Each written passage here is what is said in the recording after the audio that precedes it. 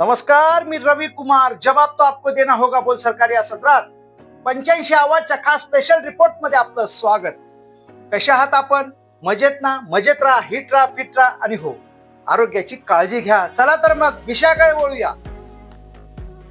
Supreme कोर्टात आज शिवसेना पक्ष आणि चिन्ह कुणाचं याबाबत सुनावणी। या सुनावणीमध्ये सरन्यायाधीश असताना धनंजय चंद्रचूड यांनी असे काही निरीक्षणं नोंदवून ठेवलेले आहेत की ज्यामुळे एकतर्फी निर्णय यामध्ये होऊ शकत नाही।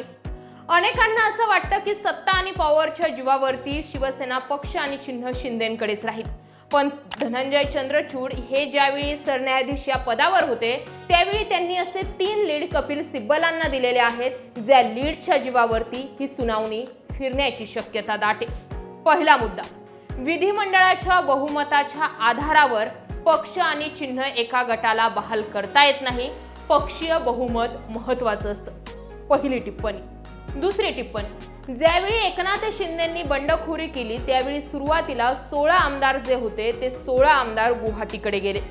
त्याच 16 आमदारांविरोधात ठाकरेंचे प्रतोद सुनील प्रभू यांनी व्हीप बजावला होता।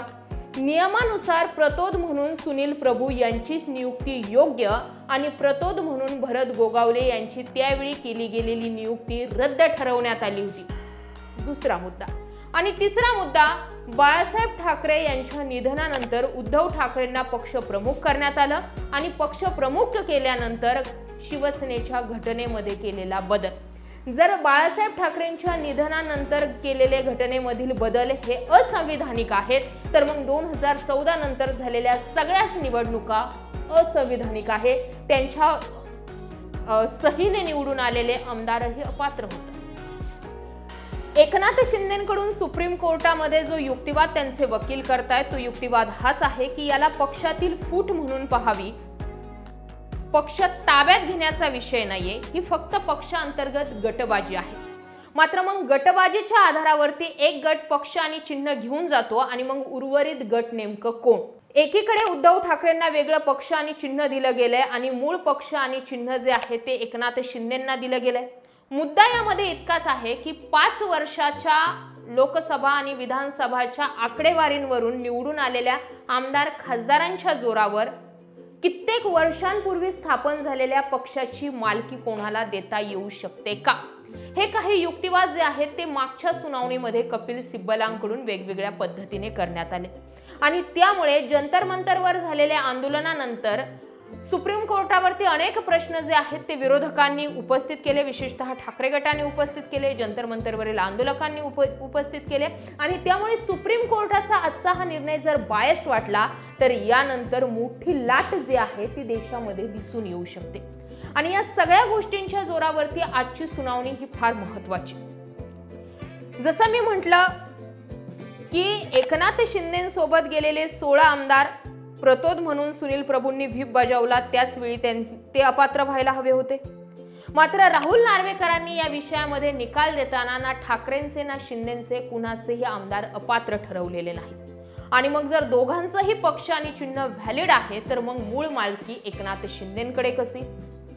निवडणूक आयोगाला, केंद्रीय निवडणूक आयोगाला काही स्वायत्त अधिकार आहेत आणि त्या सुप्रीम कोर्ट हस्तक्षेप करू शकत नाही, हा शिंदे गटाचा युक्तिवाद वारंवार राहिलाय। मग प्रश्न असा तयार होतो की ज्यावेळी धनंजय चंद्रचूड हे सरन्यायाधीश असताना त्यांनी टिप्पणी केली होती की विधिमंडळाच्या फक्त आणि फक्त विधिमंडळाच्या बहुमताच्या आधारावर पक्ष आणि चिन्ह कुणाला देता येत नाही आणि इथे निवडणूक आयोगाने पक्ष आणि चिन्ह याच मुद्द्याच्या आधारावर एकनाथ शिंदेंना दिलं। 1-2 टर्निंग पॉइंट आहेत।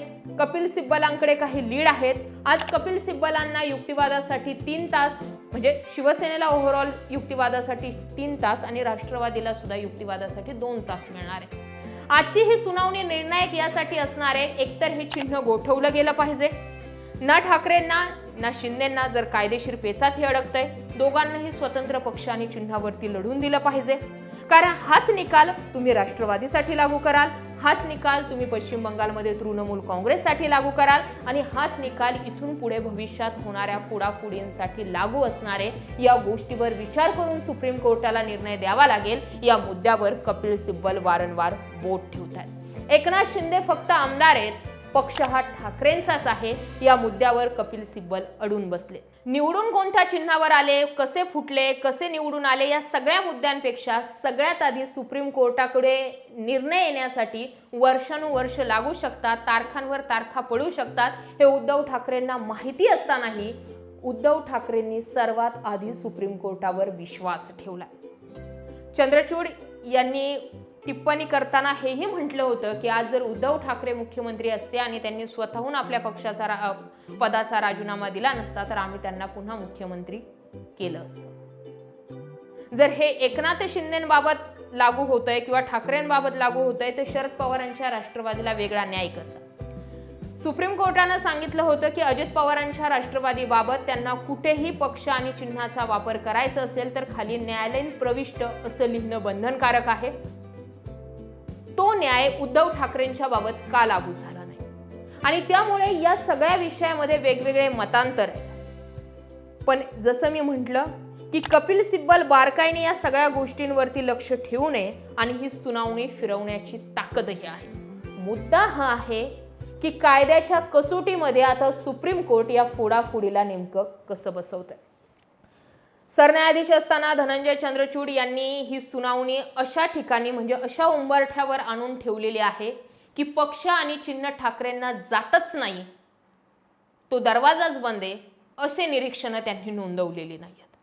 त्यांच्यानंतर पुन्हा सरन्यायाधीश बदलत गेले, तारखांवर तारखा पडत गेले. भूषण गवईंकडून अपेक्षा होत्या, मात्र भूषण गवई यांच्या कार्यकाळात कुठलीही मोठी सुनावणी पार पडली नाही.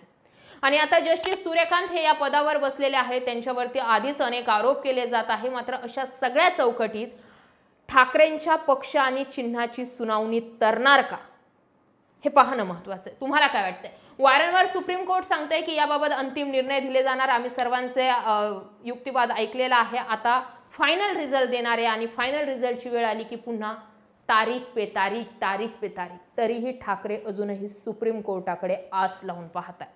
आता हा त्यांचा शेवटचा आशेचा किरण त्यांना तारणार की भविष्यातील फोडाफोडीला आणि विरोधकांना कायमचं दाबलं जाणार या मुद्द्यावर आजची सुनावणी.